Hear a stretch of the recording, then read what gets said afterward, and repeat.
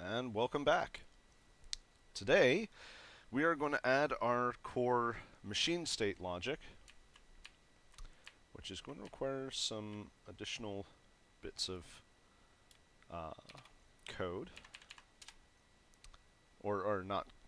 I mean, if I'm programming, of course, it's going to require additional bits of code, but we're going to call this Gorgon H. Actually, Gorgon 2O H. Ha ha ha ha. Gorgon 2.0 H and if. Now, what we need is we need to type def a struct so that we can reuse it. And we're going to call this, oh, pardon me, we're going to call it a belch apparently. Oh, sorry about that, guys. Did I hit caps lock? I hit caps lock. Okay. I'm going to go ahead and call it state T. So now what we're going to need is we're going to need a function pointer for update. Alright, I'm having a sanity break right now. Let me just make sure function pointer syntax is correct. Yeah, okay, cool. Sorry, just sometimes you forget and you've got to double check on it. So, we're going to do a update. Then we are going to go ahead and do a key down, void key up. So these three functions, and actually key down, yeah, because I'll put my actual keyboard pumping, cue pumping controls into one part of a single part of the code, and then we'll just pass the state machines. Pardon me. Oh, I am all kinds of unpleasantly biological today, aren't I? Unsigned short key. We'll call it KS for key scan, or let's call it SC for scan code. I will decide on names. Unsigned short SC. Now, I suppose there's another question, and that is, do we want mouse support? We may want mouse support, so let's go ahead and assume. We'll say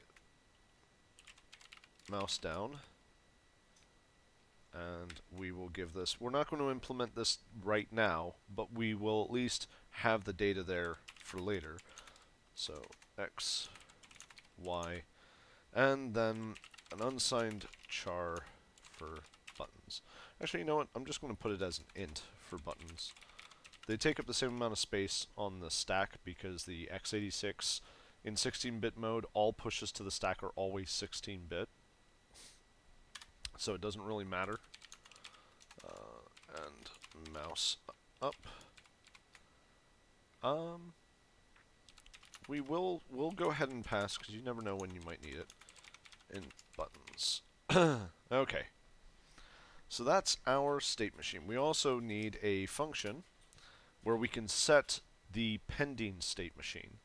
So we're going to say void, and I'm going to keep everything in lowercase because I've already been doing that for the other code, so I'm just going to keep it. So let's call it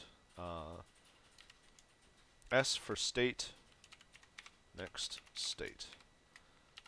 We're going to pass that a state T, and we're going to call this X state. Alright, and we'll save as. We will call this gorgon.h. And so that should be enough for us to start to implement this logic. We are going to go ahead and pound include our newly created file. We're also going to go ahead and define our current state machine, or sorry, our next.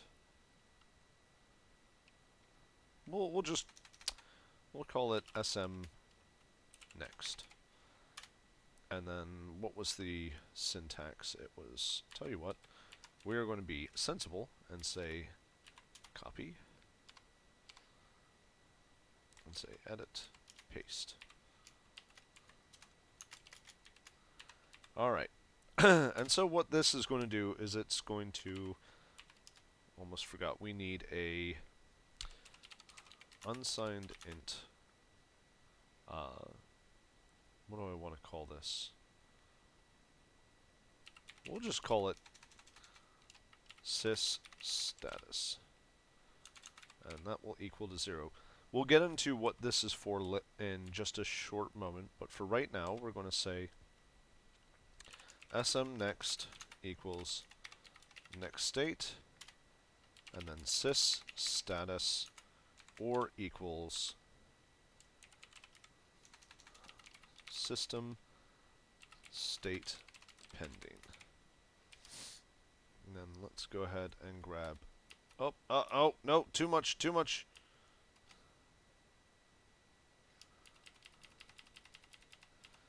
Oi. Copy. Don't you miss working in environments like this? Isn't this great? We're going to put this up here because I'm going to have a lot of different states or state flags. Okay, so we're going to call this, I think it was a full-blown int, wasn't it? So we're actually going to call this 2, and I don't want a semicolon there, because we're also going to have the running state, which is going to be 1.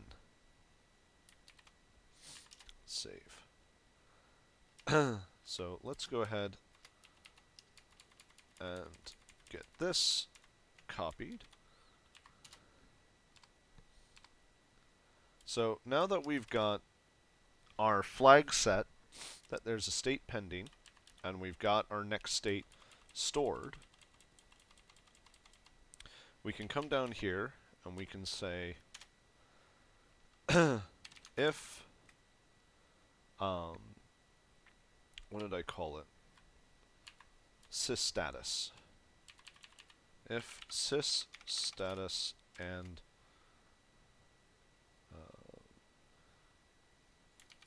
edit paste. Oh, this isn't an if. I grabbed the wrong one. So while that is running, we're going to do that. We can actually go ahead and, I'll tell you what, I'm going to get rid of this. That wasn't what I meant to. I keep on trying to do things the way I would in a modern text editor, and it doesn't quite work because this isn't a modern text editor. Cut, paste. Okay. All right. So this is this is going to be our main loop, which also means we need a command. Which, let's go up here. We're going to say void stop. And that's all that it's going to be. And what stop is going to do is it is going to disable that status flag. So void stop sys status, and we're going to say and equals the inverse of edit copy, since it's still highlighted, edit paste. So the tilde here is going to do a bitwise inversion of system running, and then we're going to end system status with that, meaning that the 1 bit we are guaranteed to not have on after stop is called is our system running flag, which is good because our system running flag is what is actually keeping us in the game. Now, once we're here, we can say if sys status and we'll go ahead and grab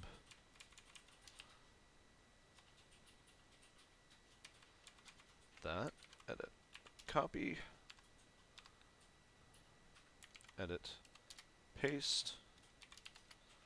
So if our system state pending flag is set, then what we need to do is we actually need to go ahead and define a state machine. So we're just going to call this SM for state machine. And then what we're going to do down here is we're going to say if system status and state is pending, then we know we have a state machine waiting. So we're going to equal that to SM next. We're then going to clear our flag by, just like with the stop command, we're going to AND it with the inverse. Almost has it right. Look at that. Copy. And say edit, paste. I will eventually bother to learn the actual keyboard shortcuts for these commands, but for right now, let's go ahead and make this a little easier to read by adding a space there. Okay, so what we've got is we've got our main loop, which is dependent on the system running flag, which obviously we do need to set here. So what we're going to do is we're going to say system status, and because we don't know what flags we might add in as we're developing this, we're just going to OR it with our system running flag, and we're not going to do that until we're here.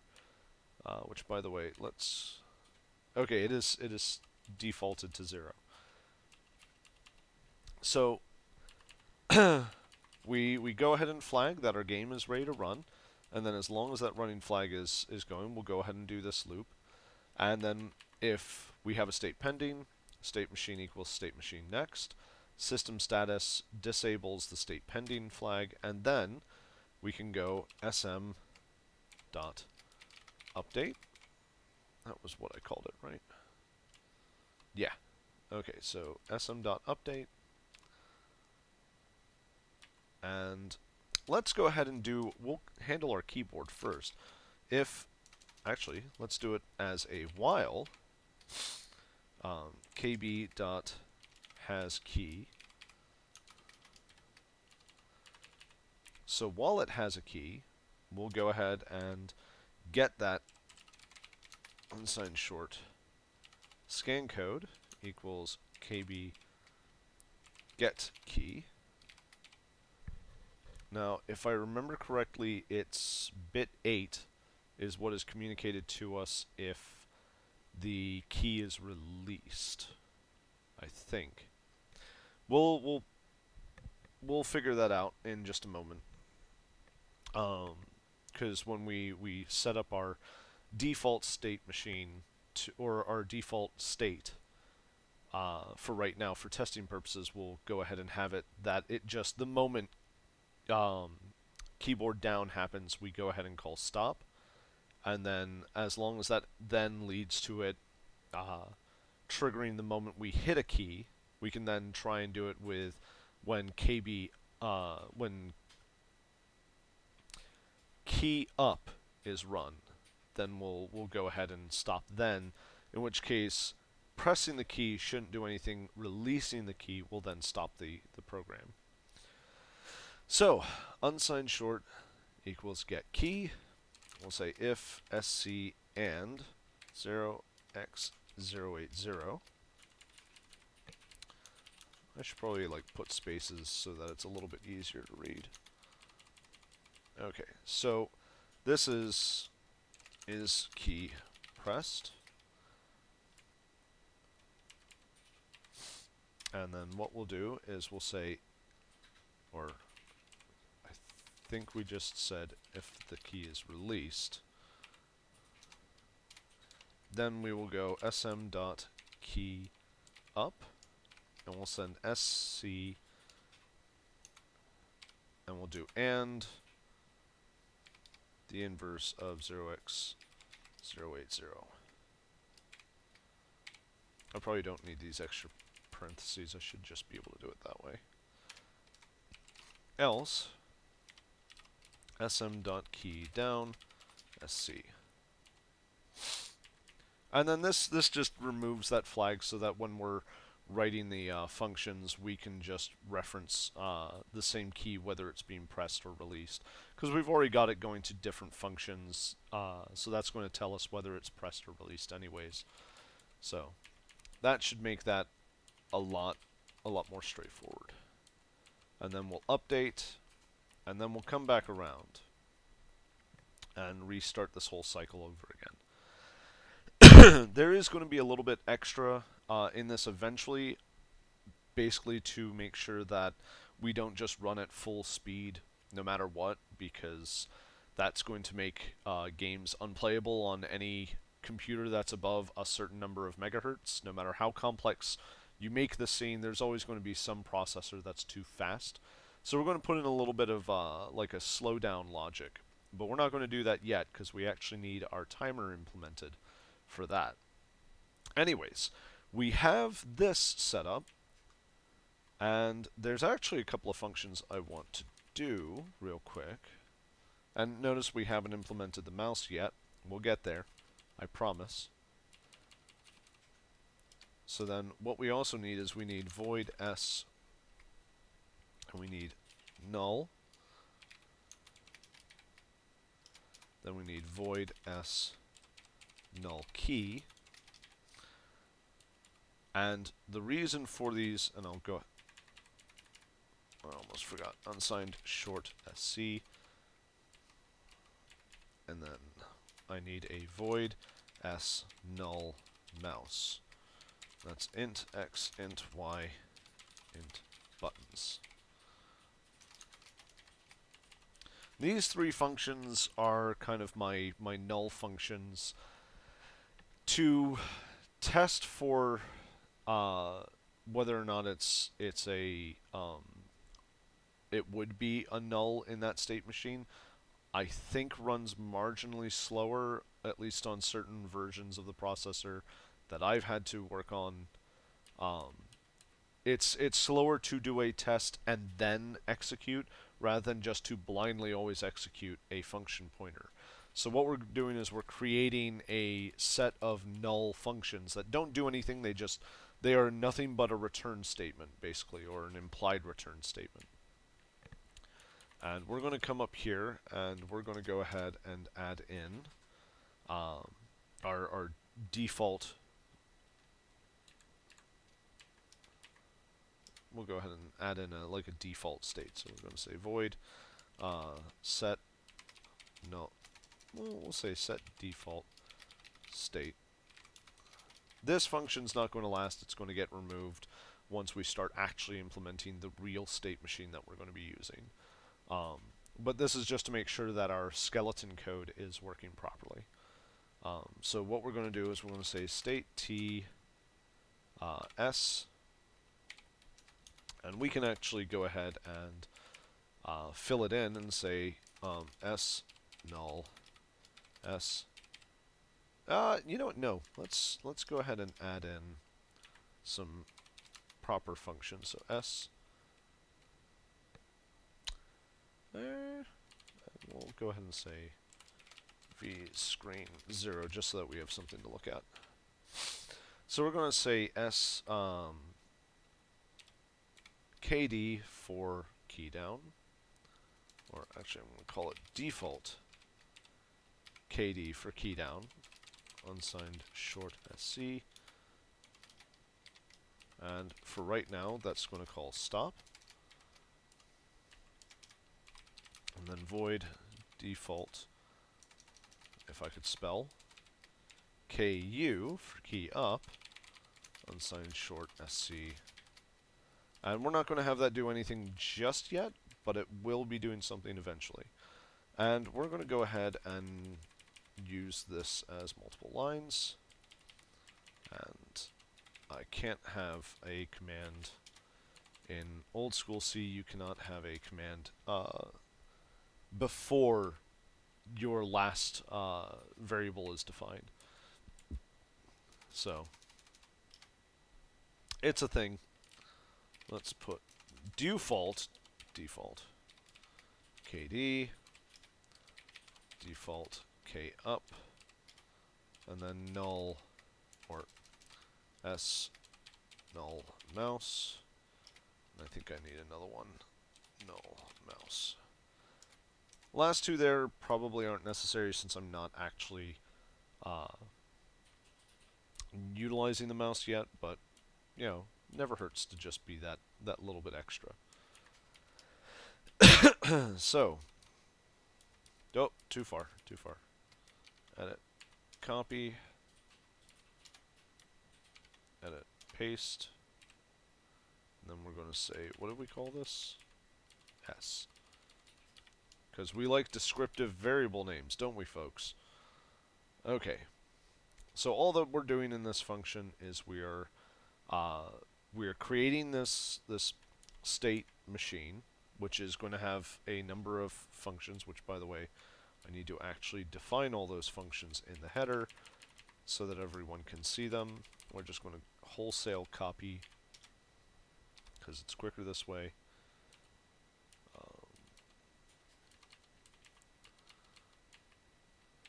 And then we will paste that in here.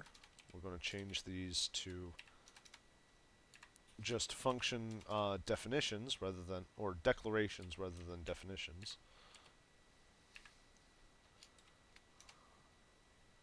It's not what I meant to do, bastard. Okay. Okay, there we go. So we've got S null key, and S null mouse. Speaking is hard. Alright. So, let's go ahead and save gorgon.h. Alright, and we've got our default KD and default K up. So now, I just need to call that function. What did I call it? Set default state.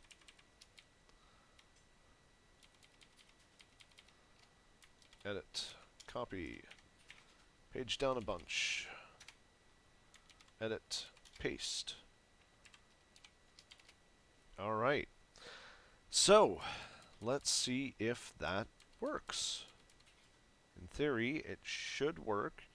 We should be stable because we're going to pump the state machine, the next state machine, before anything happens. So, cross your fingers. Hopefully this will work. We'll go ahead and save. Then we will compile. And watch and try not to wince.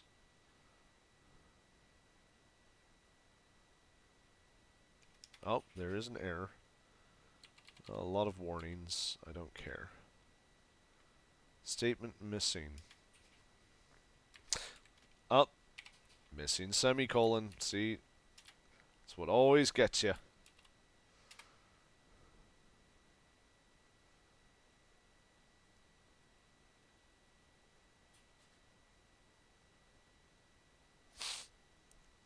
Alright. Another error.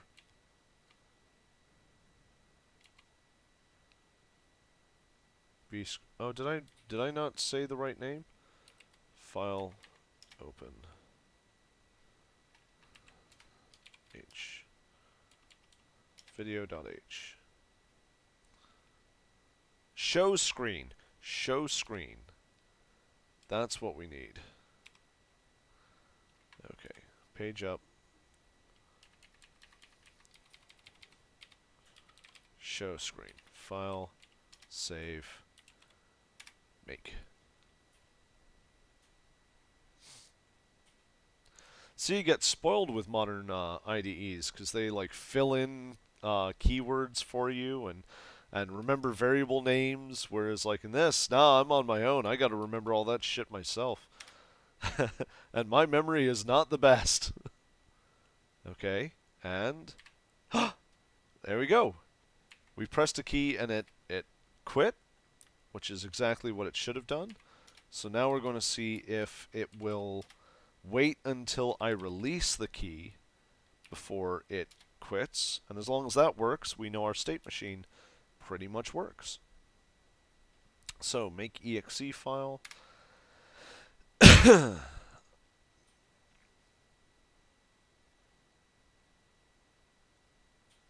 I tell you, I do not miss how long this takes. uh, Run.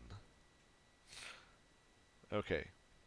So now, when I press a key, nothing happens, but when I release the key, it quits.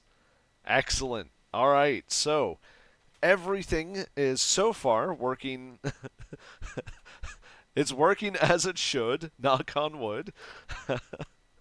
All right. So let's come down. So the next thing we need to implement is we need to implement our actual logic. Um, and we need to kind of plan out how we want the logic of this game to work. Which also means we need to think of what kind of states this machine needs. So the states that I have in mind for this is going to be um, the general um, activity state, the play state of the game. Then we're going to need our script state, where it's running complex scripted our complex scripting language, which is just a fancy way of saying we're going to have a data-driven system for producing game logic. And then we're also going to need a menu state, because we're going to end up basically doing something a little bit like old adventure games, whether they be Sierra style or what have you, where they had actual like menus and like about screens and all that kind of stuff. So we're going to need a couple of different, and actually that's a fourth state machine is windows, like that are powered by the main menu system. So let's go ahead and I'm at 27 minutes. Let's go ahead and start making the files that we're going to need. We're going to need a couple of files. So let's go ahead and I can close video.h. And for right now, I'm going to close gorgon.h. Alright, I'm also going to go ahead and close main and messages. Let's go ahead and open up keyboard so that I can get that our form blurb for the top of the file. Oh, did it close out my... Fine. Edit, paste. Alright, so we are going to have this... We're going to split this into 4 files.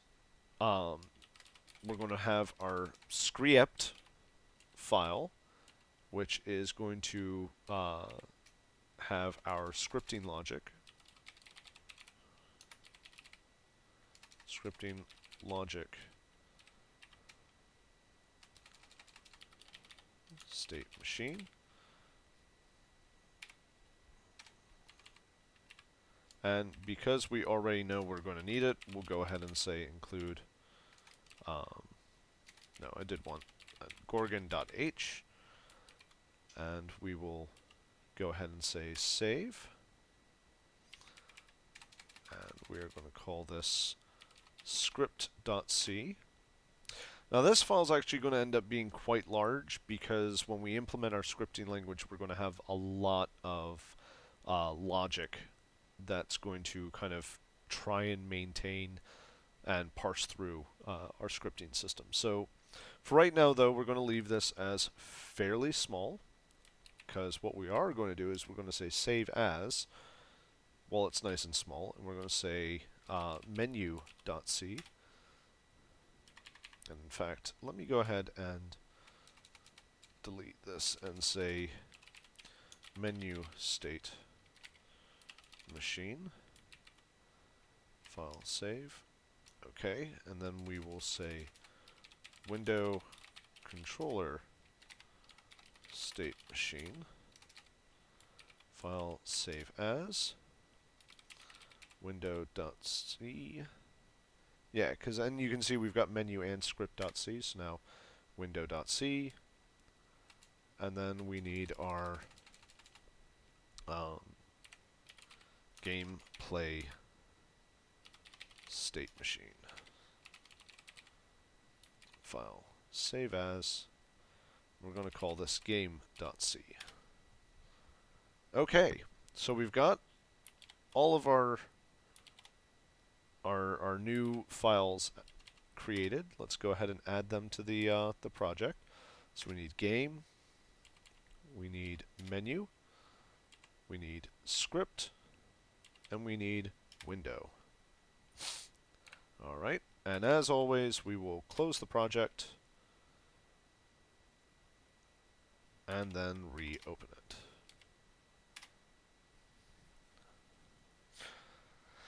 Now,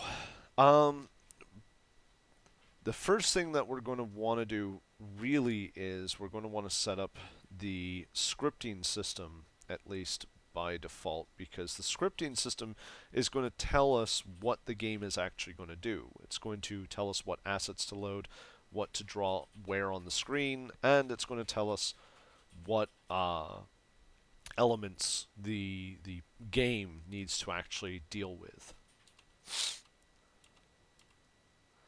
And I just realized I don't really need a script state machine because the scripting state, or the scripts will not run as a state, but as a little bit more complex than that. So we will keep script.c. It will get filled with our scripting system, but it won't be a state machine. So actually, let me go ahead and say,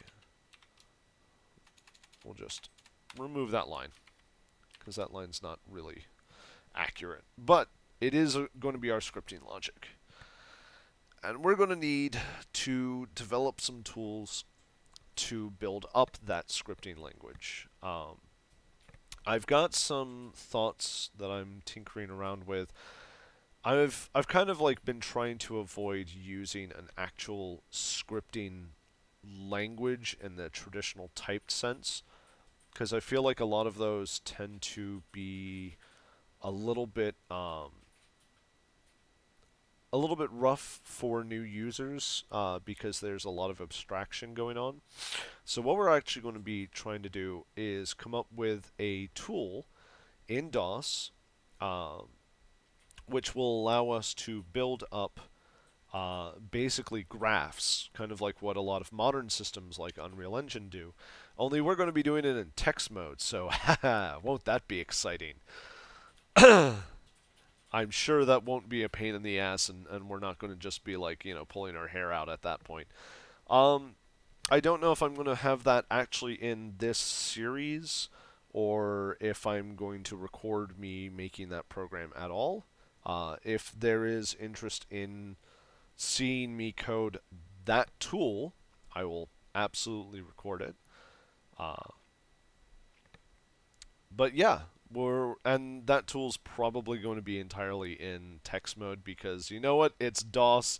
It's not DOS without text mode. So we're gonna have all of our tools work in text mode. The game's not going to be in text mode, thankfully, but we've got to go crazy somewhere, folks. Um, so for right now, I'm going to go ahead and leave y'all on that point, and for the moment, before we sign off, I'm also going to go and just quickly check how big is... Oh, God, look at all those files. Um, Gorgon.exe is up to 55K. Now remember, our original goal was no more than 128K. We've almost used half of our storage space. So we're going to have to start getting kind of tricky, and we might end up looking for ways to trim out parts of the C standard library. We might. I make no guarantees. We do have 128K or just over 64K left to play with. The goal of the scripting system is that we're going to actually be offloading a lot of that programming logic into a data file, and that's kind of how we're going to get away with it. But we also still have to code our timing system and our audio engine, which is going to be fun. We'll tackle that as soon as we've got the scripting system working and the gameplay system. So yeah, there's a lot for us to look forward to, and I will see you guys when we come back in the next episode. All right, so till then.